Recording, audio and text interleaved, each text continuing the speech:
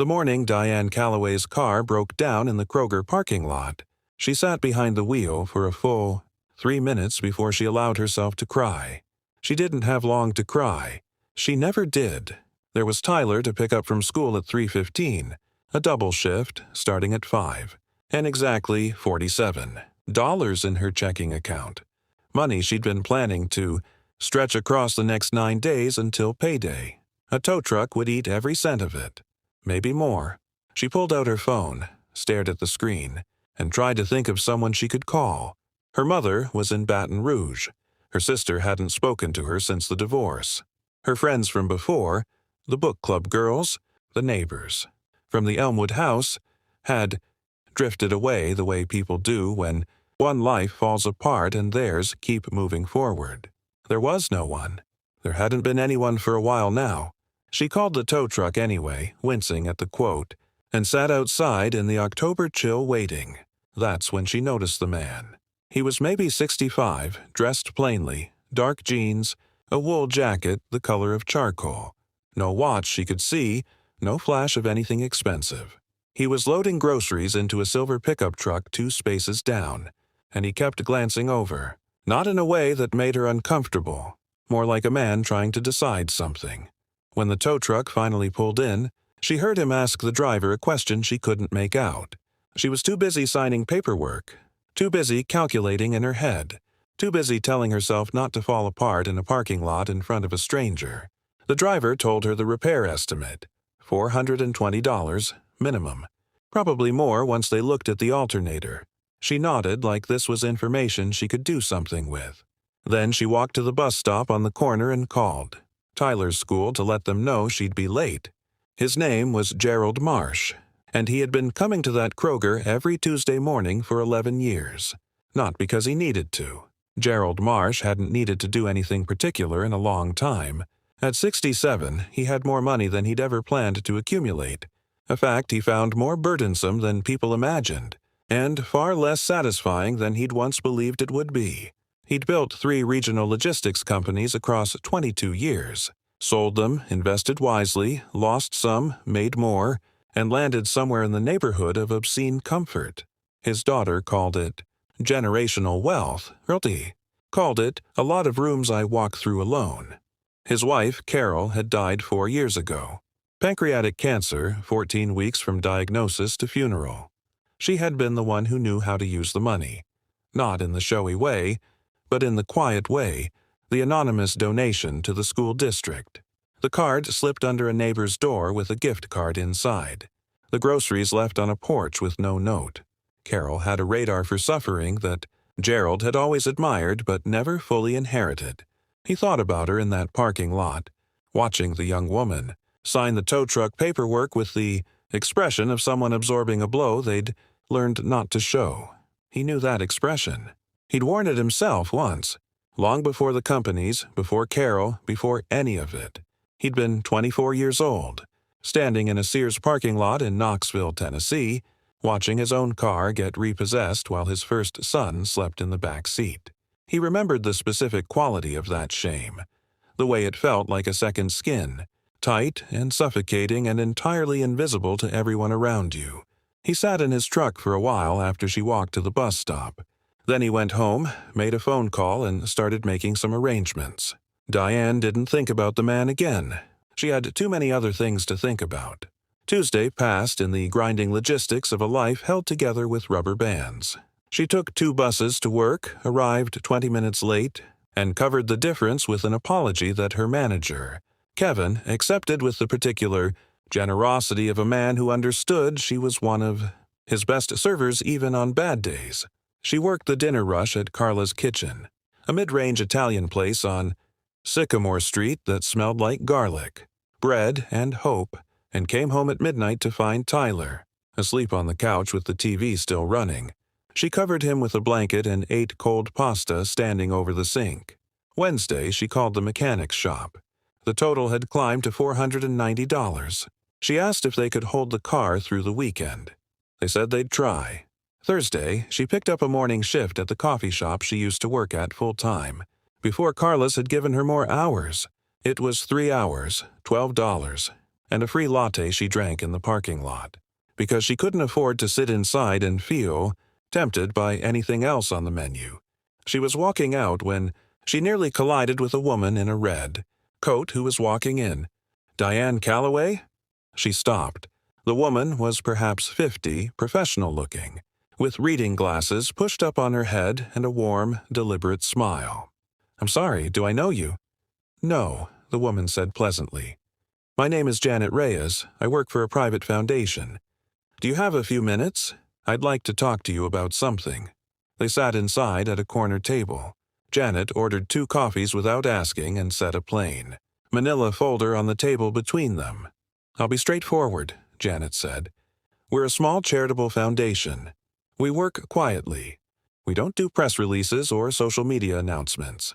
What we do is try to help people who are going through a hard stretch get back to solid ground. We received your name through a referral." Diane stared at her. "A referral from who?" "I'm not able to say." "Is this—" She stopped. "Is this one of those things where there's a catch at the end?" Janet smiled again, and this time it reached her eyes in a way that made Diane feel slightly less like she was being pranked. "No catch, no obligation, no church membership, no political affiliation, no survey at the end. Just some help." The folder contained a single sheet of paper. On it were 3 line items.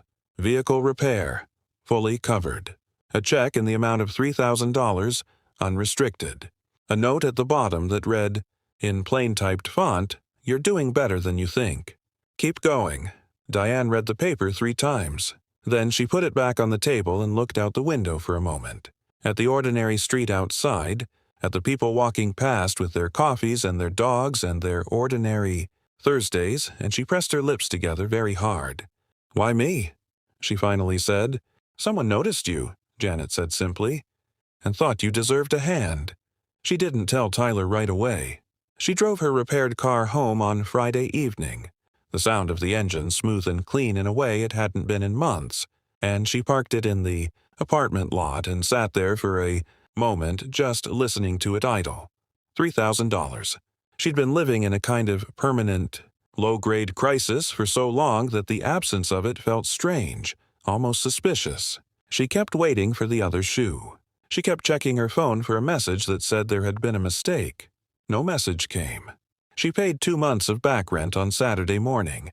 She bought Tyler new sneakers, the kind he'd stopped mentioning because he'd noticed she flinched whenever he brought them up. She bought a used but reliable space heater for the bedroom that always ran cold. She put $800 into a savings account she'd opened and never managed to fund. On Sunday evening, she made Tyler's favorite dinner, chicken piccata, from a recipe she'd learned working at Carla's, and they ate together at the kitchen table, which they almost never did on weekends. "Mom," Tyler said around his 3rd forkful. He was 9, with his father's eyes and her own stubborn chin. "You seem different." "Different how?" He thought about it. "Like you're not worried." She looked at her son across the table and felt something shift inside her chest. Some weight she'd been carrying so long she'd forgotten the shape of it. "I'm not," she said. "Not tonight." She thought about the stranger often in the weeks that followed. It became a kind of private habit, turning the question over while she rode the bus, or folded laundry, or wiped down tables at the end of a long shift.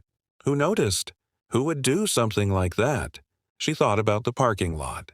The man with the wool jacket. The way he'd looked at her with that particular expression. Not pity, exactly. Something more careful than pity. Recognition, maybe. She mentioned it to her coworker, Bess, one afternoon in November. "You think it was him?" Bess asked, fascinated. "I don't know. Maybe. But I'll never know for sure." Bess was quiet for a moment, wiping the counter in slow circles. "Does it matter?" Diane thought about that. "I think what matters," she said slowly, "is that somebody was paying attention. When you're in the middle of it. When everything is hard and you think you're invisible, somebody was actually paying attention." Bess nodded. "That's the part that would get me too." What Diane didn't know was that Gerald had watched none of it. That was intentional. He'd made the referral to Janet's foundation. a real organization he'd quietly funded for 6 years, one of 4 he supported. And then he deliberately stepped back. Carol had taught him that. In the years when he used to want reports and updates and confirmation that the help had landed correctly. You give it away and you let go, she'd told him once. The moment you need to know what happened next, it stops being a gift and starts being a transaction. He thought about that now, sitting on his back porch on a Tuesday evening in December, watching the light fade behind the tree line. He'd bought this house because Carol loved the way the backyard opened up toward a stand of old oak trees. He'd kept it because he couldn't imagine leaving the last place. She'd called home. He was reading a novel, badly. The way he always read, skipping paragraphs, losing the thread, when his phone buzzed with a message from Janet. Your Kroger referral. Thought you'd want to know. She emailed us to say thank you. She doesn't know who you are, but she said she's been paying it forward. Bought groceries for a woman in her building last week. Left them outside her door with no note. He set the phone down on his knee and looked out at the oak trees. There it was. The thing Carol had always understood and he was still learning, even now at 67, even 4 years after he'd lost his best teacher. The way kindness moved, not in straight lines, not in tidy cause and effect, but in these quiet expanding circles. A woman in a parking lot, groceries on a porch, a little boy eating chicken piccata without quite knowing why his mother seemed lighter. It went somewhere. It always went somewhere. He picked up his novel, found his page, and for the first time in longer than he could easily remember, he didn't feel quite so alone in the house. The following spring, Diane enrolled in a part-time accounting program at the community college. She'd been thinking about it for years. Had started the application twice before and abandoned it both times. When the money ran out or the timing collapsed or some emergency inserted itself between her and the future she was trying to build. This time she finished the application. This time she hit submit.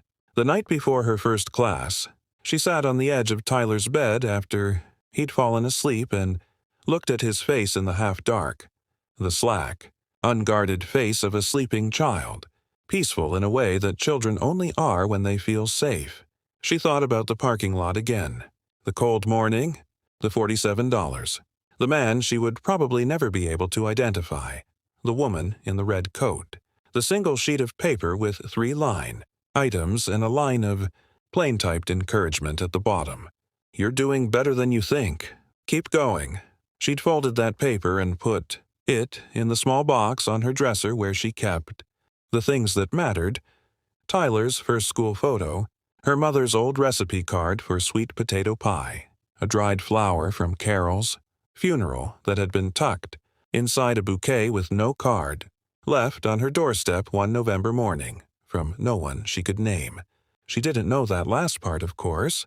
She didn't know about Carol or Gerald or the oak trees or the porch or any of it. She only knew that someone, somewhere, had paid attention on a Tuesday morning when she had nothing left, and that attention had moved through her life like a quiet current, changing the temperature of everything it touched. She kissed her son's forehead. She went to bed. In the morning, she would go to class. Some of the most important things that ever happened to us arrive without a name attached. They ask nothing in return. They leave no way to say thank you. And sometimes, if we're paying attention, we understand that the only correct response is to become, for someone else, the thing we were lucky enough to receive. An elderly man sits alone at a large wooden dining table in a quiet, warmly lit home, a single cup of coffee in front of him, photographs visible on a shelf in the background, expression contemplative and quietly sorrowful. Soft interior, warm light, 8K photorealistic, 16:9 cinematic,